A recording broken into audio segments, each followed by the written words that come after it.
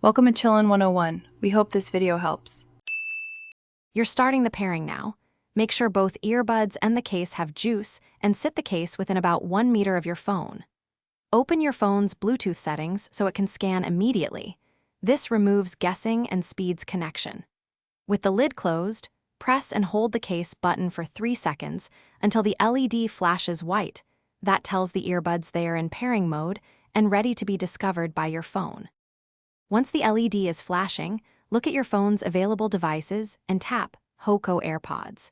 You should see a connecting indicator. Wait until it shows connected.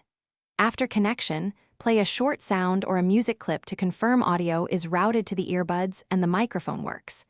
If the phone asks for permissions to use Bluetooth for calls or notifications, accept them. That's why some features won't work unless you allow those permissions.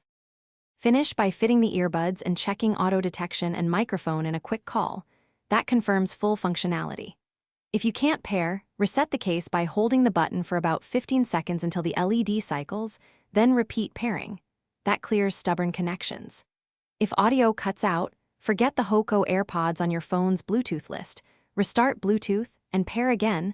That removes cached profiles that often cause Thanks for watching. Consider subscribing if we helped you.